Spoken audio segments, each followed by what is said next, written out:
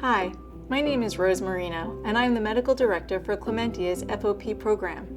Fibrodysplasia ossificans progressiva, commonly known as FOP, is an extremely rare genetic bone condition in which the body's soft tissues turn into segments, sheets, and ribbons of bone that frequently cross joints, resulting in loss of mobility and function that compound over time. Doctors Fred Kaplan, Bob Pignolo, and Mona Al-Muqaddam have developed and published a method for documenting the progression of FOP, known as the Cumulative Analog Joint Involvement Scale, or CAJIS.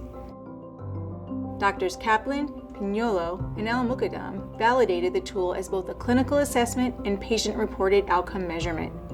Furthermore, the CAJIS assessment can be done in about 2 minutes and in any clinical setting.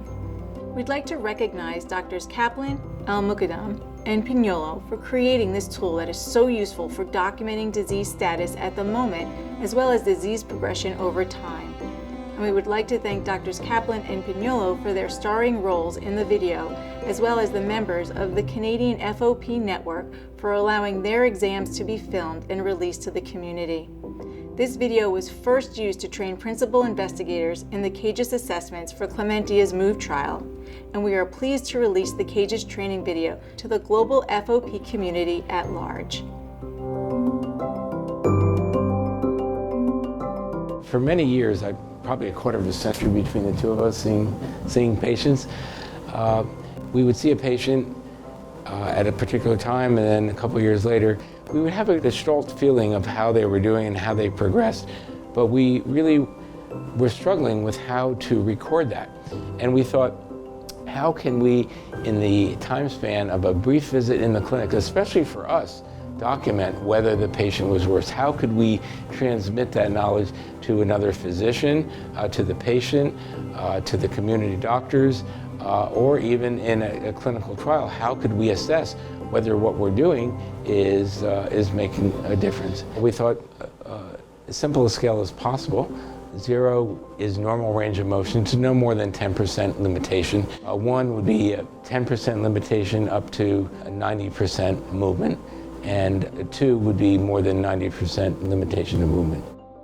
First of all, we would like the patient to be comfortable. The patient should have loose clothing, whatever position they're in, so that the clothing doesn't restrict range of motion. I'm going to ask you to look up at the ceiling as high as you can and look down at the floor. Touch your chin to your chest. Go over to one shoulder and to the other shoulder. And try to bend your ear down and try to bend your ear down to the other. Good. And let's see you open your mouth as wide as you can. Good. And let's see you bring your arms up as high as you can to the side. Straighten your elbows all the way out and bend them all the way up. And bend them halfway out. Turn your hands over. And let's see you bend your wrist back and bend your wrist down. Excellent. And I'm going to take a look at your back again.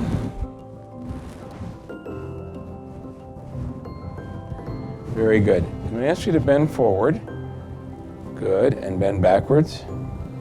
Yeah, straighten up. Yeah. And now let's take a deep breath. Okay. Very, very good. I'm going to ask you to lie down here. We're getting our workout this morning, huh? And I'm not going to move your hips and knees. I'm just going to have you do it, but I'm going to support you all the way up and all the way down. Excellent. And here all the way up and all the way down. And let's have you bend your ankles all the way up to you and point your toes down to the ground. Excellent. Good. All right. Let's have you stand up.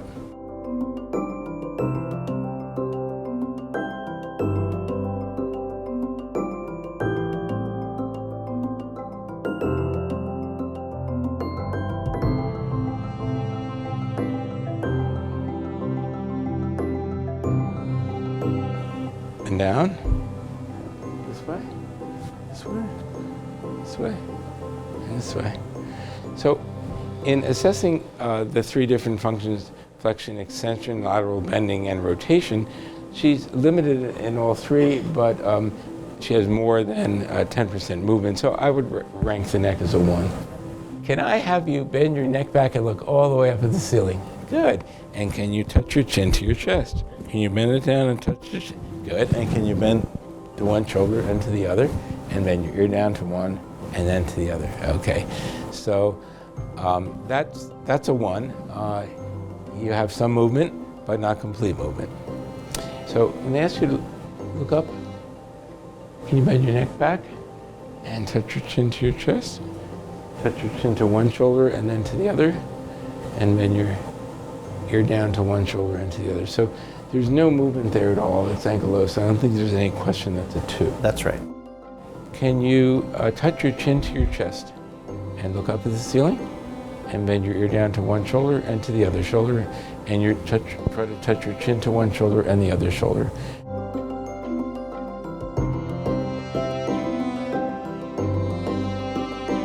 Jaw movement is good, so that's a 0. Let's see, open your mouth as far as you can. So that's pretty good, but it's not full, so it's a 1. And let's see you open your mouth as wide as you can. Good. Let's ask you to open your mouth. The jaw movement is locked, so that's a 2. Right. Let's see you open your jaw. Okay. So in the assessment of the thoracolumbar spine, we really need either a loose shirt or a shirt that just needs to be taken off. Can we lift this up a little bit so we can take a look at your back? Yeah, okay. I want to see you take a deep breath and out. Can you bend forward for me? Good. And back? Good. So that's a 0. Let's have you take a deep breath. And there is some chest expansion. That would probably be a 1. Now exhale and then inhale again. Okay. And bend backwards.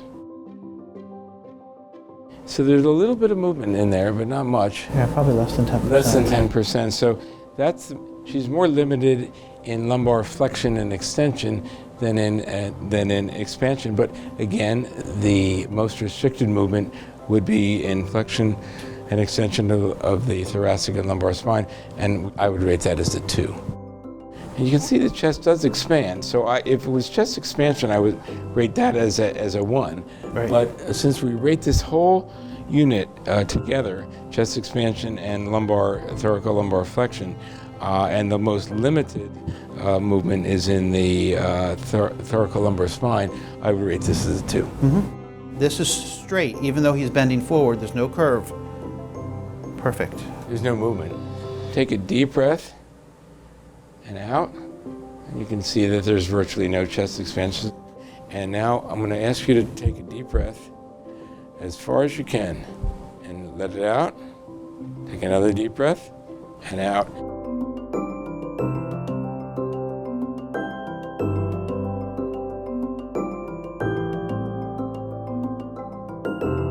More than 10% movement. So I think everybody would agree that this would be a 1 on both shoulders. That's right. It's unequivocal. Unequivocal, yeah. Right. And let's see you bring both arms out and back down again. Okay, so you have a little movement there. It's probably a little bit more than 10%, so we'd probably call that a 1. Now let me see you bring your arms up over your head as far as you can and down to the side. So there's some limitation there, but there's good movement, and that would be a 1. I'm going to ask you to bring your arms out as much as possible and back down again. And so I think we see that there's no movement of the right shoulder, so there's no question about that. That's a 2. Right. Let me have you bring your shoulders out to the side and back down again. So virtually no movement there, so that would be a 2 for each shoulder. Bring your arms up as far as you can and back down. And again. So there is some movement, but it's limited, and in my evaluation, it's less than 10%, so I would rank both shoulders as a 2. So would I.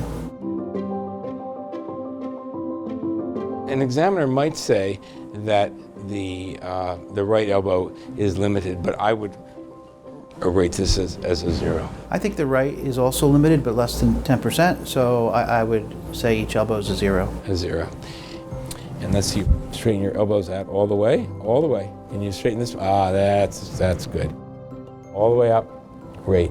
So that's complete movement, and that would be a 0. Let's take a look at the left elbow. I rate that as a 0. And your elbows. The left elbow looks like it bends very well and flexes very well, and the right elbow not as much. So I'd give the right elbow a 1. Can you? Yeah. So there's a jog of movement there, but it's less than 10%. So I would rate the right elbow as a 2 as well. Bend your right elbow. Extend it again and bend it. So that's less than 10% movement, and so that would be a 2. And you extend your elbows and bend your elbows up. Functionally ankylosed on both sides, so that's a 2 on both elbows. And let's see, bend your wrist back and down. Good. And now let's see you put your elbows close to your chest like that and make a fist, and now bring your wrists all the way back and then bring your wrists all the way down. Good. And bend your wrists back and bend them down. Okay, so that's full motion, and that's a 0. And so you've got excellent movement backwards in dorsiflexion and in volar flexion. And the left wrist, can you bend that back? And down? Okay, I would rate that as a 1. Yeah. First the right wrist, keeping your fingers still. Okay. Still, no movement there. Okay, a little bit here, but again, less than 10%. Probably for the hip, the best position would be lying flat. You get a better sense for what is their neutral position and how well they're able to flex. Now bend it up on your own. Let's see you do that on your own. Good. As close to your chest as you can. That's it. That's Great. it. Great. We just check hip and knee movement in this plane, not any other plane. Let's see you keep this leg straight and just lift it straight up. Terrific. So I'm going to ask you to bend that hip all the way up to you as much as you can. Great. We'll take a look at the left hip. Can you bend that hip up? Good. And straighten it out. So the left hip has movement. It's more than 10%, so I would rate the left hip as a 1. Yes. Yeah. Let's see you bend this hip up. So there's some back movement, but essentially no hip movement. And I think we can see here that this hip is locked, and that movement is all in the spine. Yeah. Some spinal movement, but there's no movement of the hip. Let's see you bend this knee up. And can you straighten it all the way out? I don't think there's any question about that. That's a 0. That's a 0. That's excellent. This knee. Okay. Let's see you bend that knee. So there's some movement there, and I could see where an examiner might say that's a 1. Yeah, I think it is 1. Is it 1? Yeah. And how about the knee? Can you extend the knee and bend the knee? So there's very little movement in the knee, certainly less than 10%, and I would rate this as a 2. If it's possible, I like to take the shoes and socks off to evaluate the ankles. We get even a better view of the ankle movement if you bend that knee. And can you bend the ankle up all the way? Yep, and down? Good. It's best to assess the ankle range of motion with the knee bent, if possible. And she clearly goes dorsiflexion and plantar flexion. And with your knees bent, can you bend your ankles all the way back? So they go to neutral. There's no active dorsiflexion there. And this is a good example where, although plantar flexion thank you. Plantar flexion is excellent, and I would rate that as a 0. We really rank the ankle movement up and down as a unit. Yeah, so I rated each ankle a 1 as well for the same reason. So there's slight movement in the right, but less than 10%, so that's a 2 for the right ankle, and the left ankle is also a 2. And the ankles, can you bend your ankles up and down? And so that's a 2 on both ankles. I think the key here is being internally consistent. Yes. So the same examiner examining the patient on multiple times, that if you're going to call this a 2, that you call it a 2 Right. the next time if there's no change. Yeah. The other thing that I think we've learned over the years is that when there is a 1-point discrepancy in a joint, when we actually discuss the reasons why we gave it that score, that's been very, very helpful to us. Yeah. And certainly the value of taking a second, a third, or even a fourth look at that joint. Absolutely. I think that's a key point. To be able to go back and look at it again, making sure that the patient really understood what you're asking them to do. Because sometimes you say, can you raise your arm up to the side? And then later on they'll say, oh yeah. So it's really important that the patient understands the instructions. So besides evaluating specific joint function on the 3-point scale, we ask questions regarding ambulation, and there are 2 questions that address that. One is whether or not a patient can walk, and whether or not a patient uses a wheelchair. And it's possible that a patient is ambulatory, but in certain circumstances will use a wheelchair, for example, if they knew they had to walk long distances. The other aspect of functional assessment is activities of daily living, and we again ask just 2 simple questions: whether or not they require help with some of their activities of daily living, or if they require help for all of their activities of daily living. Again, we wanted just a very quick snapshot assessment. Ambulation, or mobility, and do you need some help? That's right. And we found, over the years that the CAJIS scores do correlate very well with how patients get through their activities of daily living and how they're able to move around. Do you spend most of your time in a wheelchair? Yes, we do. Okay. And do you do any walking at all? I do for very, very short distances. Okay. And would you say you need some or complete help with your activities of daily living? Complete. Complete help. She can walk, but she also uses a wheelchair. She needs some help with activities of daily living. Do you ever use a wheelchair? For long distance, walks, I will use my wheelchair. You will? Okay. All right. Do you need help in doing any of your activities? Eating, dressing, any of your daily activities, or are you still able to do all those things by yourself? I need help showering, reaching things. Okay. But otherwise you do things independently? Yeah. All right, okay. So on the CAJIS evaluation, we would say that James is able to walk, uses the wheelchair occasionally, and needs some help with activities of daily living. She has 4 regions that are just partially involved, scoring a 4, and 2 regions that are completely involved, scoring another 4, and then the total score is 8. CAJIS by no means eliminates the need or the value of getting a complete range of motion from a physical therapist, but it's a way that we can, in an analog fashion, compress that detailed analysis into one score. Right. Can I have you bend your neck back and look all the way up at the ceiling? Good. And can you touch your chin to your chest? Can you bend it down and touch your chin? Good. And can you bend to one shoulder and to the other? And bend your ear down to one and then to the other. Okay. So that's a 1. You have some movement, but not complete movement. And let's see you open your mouth as far as you can. Good. So that's a 0. He can open completely. And let's see you take a deep breath as much as you can. Let it out. So that's nice chest expansion, and that looks like a 0. We'll take a look at the back when you're standing. Now let me see you bring your arms up over your head as far as you can and down to the side. So there's some limitation there, but there's good movement, and that would be a 1. And let's see you straighten your elbows out all the way. Can you straighten this? That's good. All the way up. Great.